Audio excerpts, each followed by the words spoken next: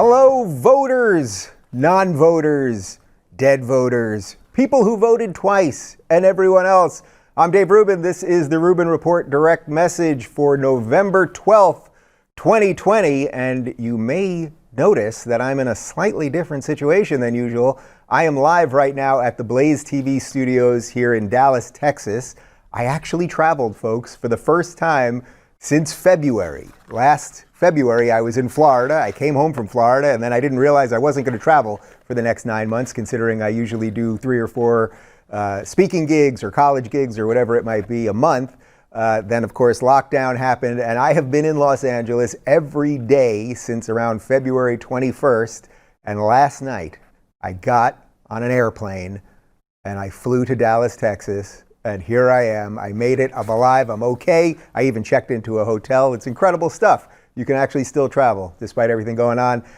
So yeah, I'm thrilled to be here with the Blaze people. They've got a great team, and we're going to do our show as normal. I've got 3 stories for you. Obviously, there's a ton going on in the world right now, and with the election and everything else. But just real quick, I wanted to talk about just traveling again and everything else, because I went to LAX, Los Angeles International Airport, yesterday, and after not traveling for so long, being in a pretty much empty airport. I don't know how many of you guys have traveled since this whole thing started, but to be in an empty airport where all of the restaurants were closed. Actually, the bookstore was open at the American Airlines terminal, and I saw Don't Burn This Book in a bookstore for the first time. Believe it or not, the book came out in April, and I have not been to a bookstore even. I've seen it in Target a couple of times, but I actually got to see my book in a bookstore, which was pretty great. It was right next to Ben Shapiro's book. You know that Shapiro guy. But just seeing all of these people, you know, everyone's in masks, everyone's standing away from themselves, everyone. I mean, I don't know if I was noticing this more than usual or it's happening more than usual or what, but everybody just staring at their phone, right? Like because you're not talking to anybody. So it's eerily silent. It felt very dystopian. But in any event, got on the plane. It turned out that I was sitting next to a pilot who was just doing some traveling, not actually flying the plane, who was a fan of mine. We had a great chat, and it's just more, it's further proof that there are people out there that are waking up to some of this stuff. And then I went to a hotel where I had to wear a mask in the lobby, but then when I sat down at the restaurant, I could take the mask off, and then when I got up from the table, then I had to put the mask back on. I did not wear a mask in my hotel room, and here we are. Okay, guys, so the 3 stories that we're going to cover today. First, I'm going to cover a couple things going on election-wise on the Twitter, you know, about that Twitter machine. But the Secretary of State of Arizona, who's going to be in charge of the recount and everything else going on there and the results, tabulating the final results, she is not a fan of Donald Trump, and she has the tweets to prove it. And yes, it involves the N-word, Nazi, of course. Could I do a story without somehow someone calling Trump a Nazi? I don't think so. So we're going to cover that, and then some tweets by Joe Biden's potential chief of staff, who has in the past claimed that elections were rigged. And then Donald Trump just tweeted something in all caps that we definitely have to cover. So we're going to get to that. Then we're going to talk about these new New York curfews. I have just had it with Andrew Cuomo. As you guys know, I've only lived in New York and Los Angeles, which is a very bizarre thing because everyone that likes me lives in the middle of the country. I should clearly be living in Idaho or something. But there are new regulations in New York for bars, restaurants, gyms, and all sorts of other stuff. So we're going to get into that. And then finally, the story is a little bit of an offshoot of what's going on, but I think you'll see why I want to cover it. University of Haverford, or Haverford College in Pennsylvania, a bunch of students basically have accomplished a list of demands that they want the university to adhere to, and it involves all that faux diversity stuff and fake tolerance and the rest of it that we talk about all the time. And I thought that would be a little break from just the pure political stuff. But it does seem that wokeism ain't leaving the colleges as easily as it might. But before I get to all of that, guys, I want to talk to you about Glint. Okay, guys, I've got my Glint card right here. I know this is a mock-up card, so you can't look at my numbers and take my Glint money. But Glint is it's a really fantastic system that you can buy and sell gold. You can then use your card to make purchases virtually anywhere. I showed you guys yesterday, I bought a brand new basketball on Amazon.com through this.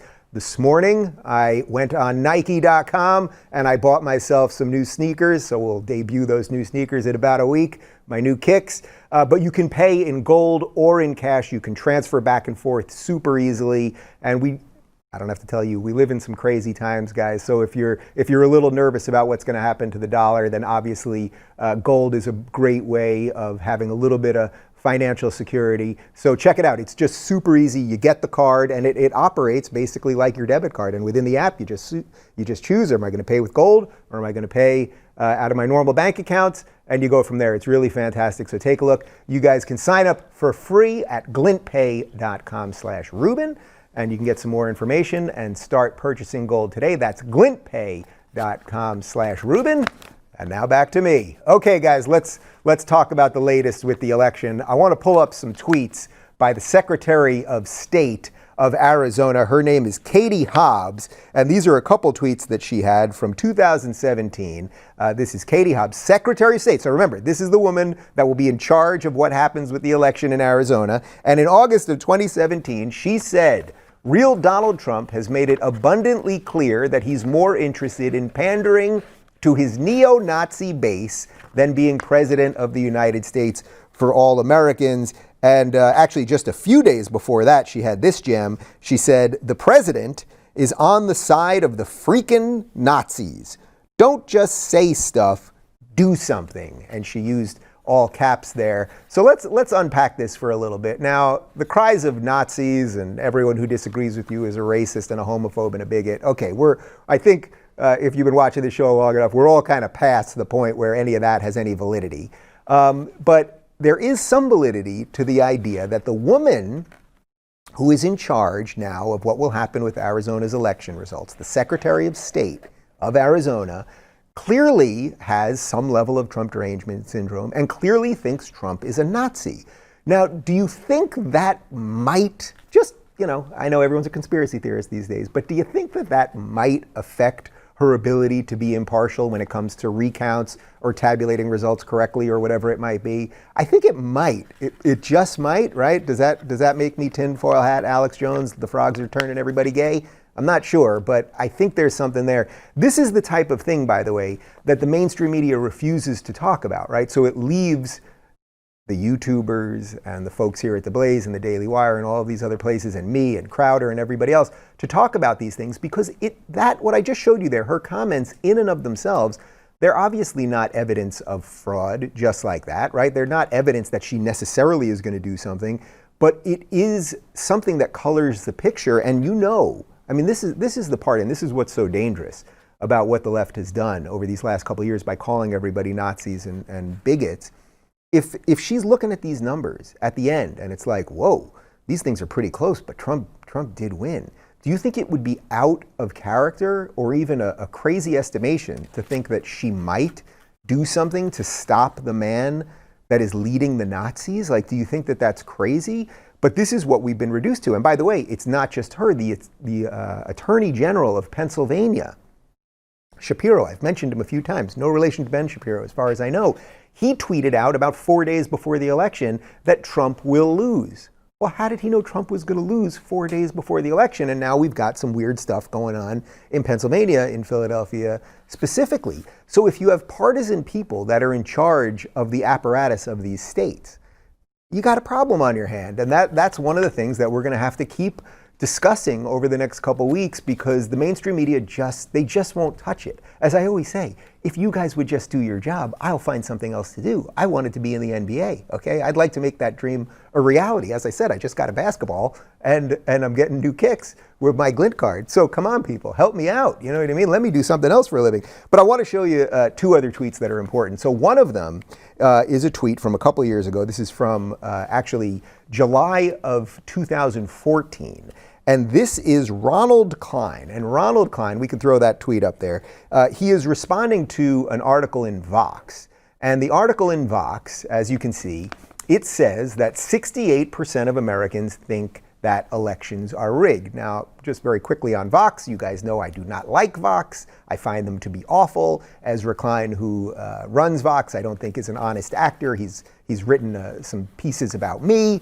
and the type of things that I do here and what the things that I'm talking about and all that stuff. Well, there's the article. 68% of Americans think elections are rigged. Now, it doesn't even matter whether that's true or not, or whether Vox is doing actual research there. The contents of the article actually are completely irrelevant. You see the headline there, and we live in an odd time where the headline sort of means more than the story. Well, Ronald Klein, again, he is potentially the chief of staff, so basically running the White House for Joe Biden. Well, let's look at his response.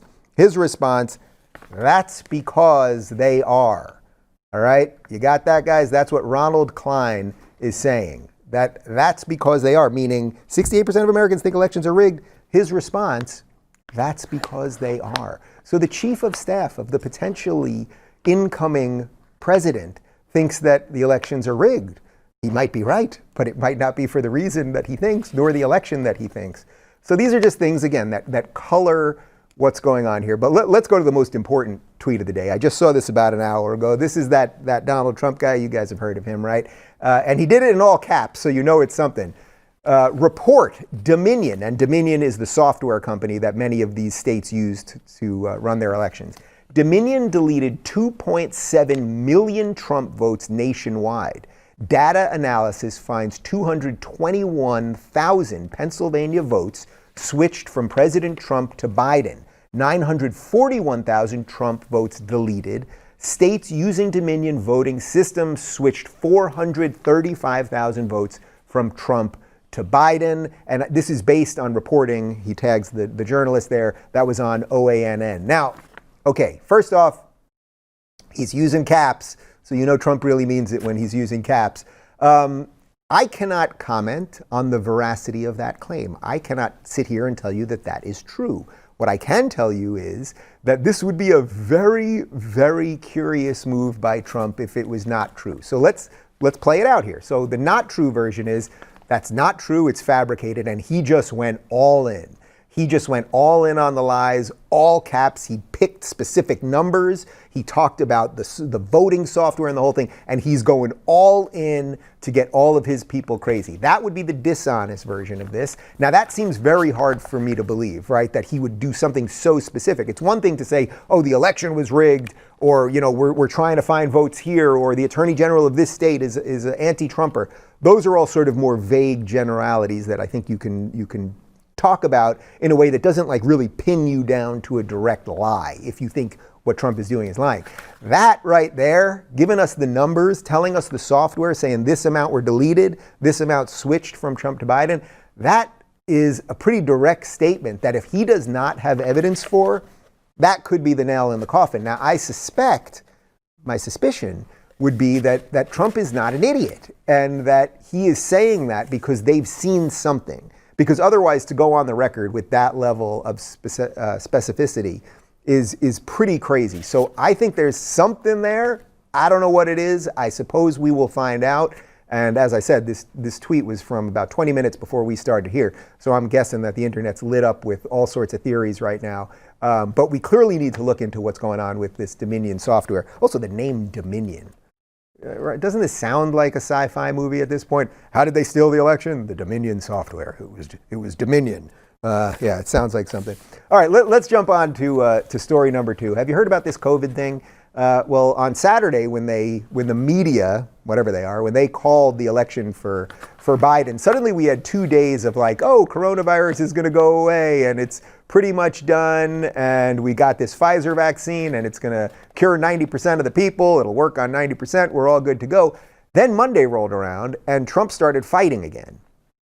Trump said, I'm not going to accept these results. We're going to go to all these states. We're going to do all this stuff. And then suddenly you could feel it online. The Trump people were starting to fight back. And then what did the system do? It suddenly brought coronavirus back. So over the weekend, you've got thousands of people partying in New York and DC, all over the place. You've probably seen the video of the partiers, I think in Brooklyn, where they're passing around champagne bottles and just drinking out of champagne bottles. Now somehow that's not a super spreader event, but you know, if a Trump guy shows up in a mask with a flag, he's, you know, bigot, Nazi, evil, you know, super spreader guy. So suddenly we see all these celebrations, then Trump fights back, and then suddenly now they're telling us that COVID is just blowing up all over the place. So Andrew Cuomo Andrew Cuomo, who is the governor of New York. This is a man who caused the deaths of probably 30,000 people by sending elderly people back into homes. We know this. Don't take my word for it. Google it. You can actually find it on the Google, at least for now. He also then wrote a book somehow. Yeah, he wrote it. I mean, he wrote a book. Somebody wrote it for him about leadership during COVID. He was even on Howard Stern the other day promoting his book. Well, what has he decided to do? He's got a whole new list of things that you got to do if you live in New York. Oddly, I left New York to go to California, so I'm not saying I'm the perfect man. But let's get into some of the stuff that he has ordered here. I'll read you the exact quote from Fox Business. Cuomo ordered bars, restaurants, and any other establishments with state liquor licenses to end indoor and outdoor dining by 10 p.m., beginning on Friday. The governor said that these restrictions were necessary after contract tracing data showed establishments where alcohol is served, gyms, and indoor gatherings at private homes were contributing to the spread of coronavirus. Okay, so there's a lot here. These people told us 2 weeks to flatten the curve. They told us that 8 months ago. Then they told us, oh, we're going to just shut down for the summer. Then we rolled into the fall. Now we're rolling into Thanksgiving, and I guarantee you we're rolling into the new year. They love power and they love controlling your life. I did the story yesterday about these ridiculous CDC guidelines about what you can do in your own home for Thanksgiving. I said I was going to share the spoon. Everyone touched the spoon at my Thanksgiving. A lot of people picked up on that. Maybe we'll do it. I don't know. If you want your own spoon, you can have your own spoon. The point is, we are allowing these people to control our lives in crazy ways, and we don't even know why, and we don't even know how it is that they have the power to exercise this nonsense over us. So at 10 p.m., we're going to close liquor establishments, we're going to close bars, and we're going to close restaurants.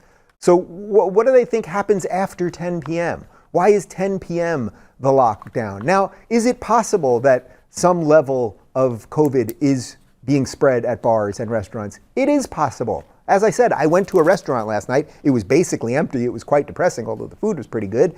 But there's nobody there. There's nobody there because everyone is just freaked out right now. So they are continually destroying the economy in the name of saving all of us. And guess what? Andrew Cuomo, I don't think you can save me. I don't think you can save me. I don't think Gavin Newsom can save me. The only people who can save each other are us. We can save each other by doing what we think is right in our own individual lives. You, guy watching this through the YouTube machine, sitting at home, I believe you can probably make the right decisions for yourself. I know. I'm crazy. What can I tell you? So first off, okay, we got this 10 p.m. cutoff. Then yes, as I said, is it possible that at a restaurant it could spread? Is it possible that at a gym it could spread? Is it possible at your own home it could spread? These are all possible things. Yes, I don't deny that. But does that mean that the government has the right, not even the right, that the government has the duty to do these lockdowns and continue to destroy our lives? Look at the numbers of people that we have seen rises in suicide and in alcoholism, and we've seen secondary sicknesses like cancer go up because people aren't getting screenings. They're not going to the doctor enough to do preventative stuff. We have seen a cascading series of problems that we won't even know the effects of for years and years. But I would say all of this sort of goes back to what I told you at the beginning about me traveling. They are doing something to change how we all behave. Going to an airport and not being able to sit at a restaurant and nobody looking at anybody.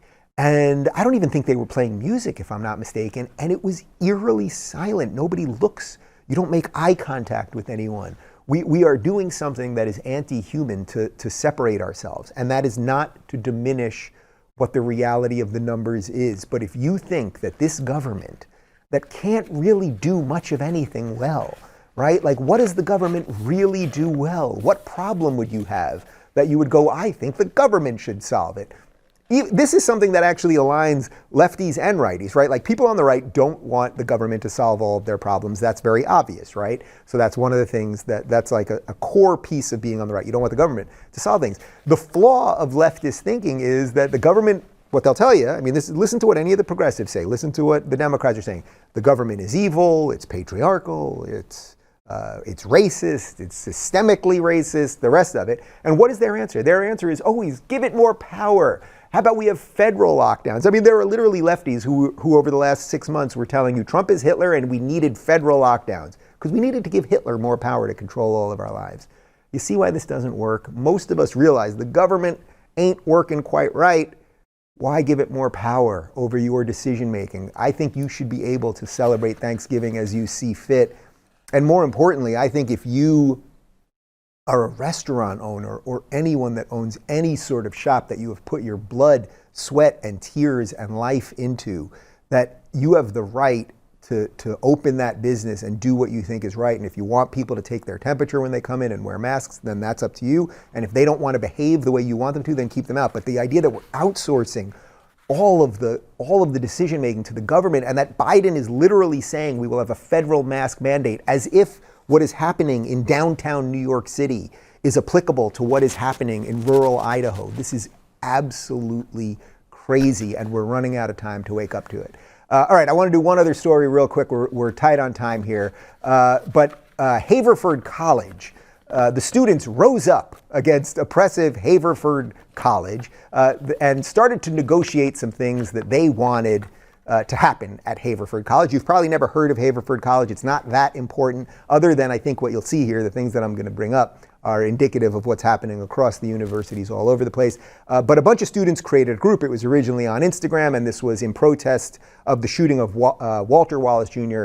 by Philadelphia police. So this is reported by the College News, and I'm going to read some of the demands that they have extracted out of Haverford College, which again, you probably haven't heard of, but I think this shows you what's happening across colleges all over the place. They secured $75,000 towards renovation at the Black Cultural Center. Okay, that doesn't sound so bad. Maybe they need some money to fix some things there. That's just fine. They canceled classes and jobs on Election Day and secured holiday pay for essential employees. I actually don't have a major problem with that. I think, making sure people can vote is very important, although we do live in a time where people are voting via mail, and I thought that was supposed to be good, so it sort of seems like you wouldn't need to do that, but okay.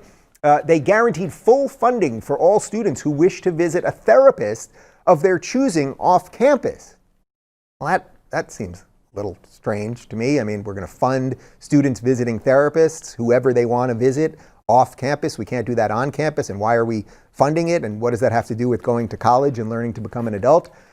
They secured a pass-fail model for the fall 2020 semester. No more grades, guys. That's just fantastic. You either passed or you failed. Doesn't matter if you ace the test or you pass by one question. You are the same, which is very much in line with a lot of what's coming out of the left. You remember Kamala Harris's little cartoon right before the election, where she was basically promoting communism. It said, "We will all end up in the same place." That's the beauty of the system of equity that they want to create. Well, they're doing that now at Haverford College, because you'll either pass or fail. It won't matter whether you passed by one question or you ace the test. A couple others I'll throw two on here.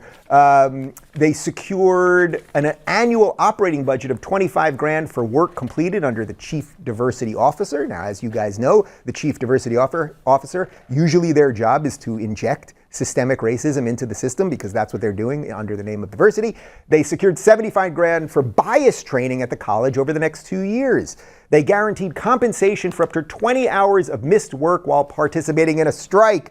So if you don't go to work because you want to strike, they'll pay you for it. Do you see how insane this is? What does that have to do with anything? What does that have to do with being an adult? These are the places where we're learning things, and there's just one or two more here that I'll throw to real quick. They encouraged interdepartmental discussion and reforms to center anti-racist work in every discipline. I had no idea that Haverford College was so racist, but all of these colleges that are lefty colleges, apparently they're all very deeply racist, and it goes across curriculums, which is actually pretty amazing. And finally, they secured reserve CAPS hours for LGBTQ students and the commitment to hire another counselor specializing in working with LGBTQ people.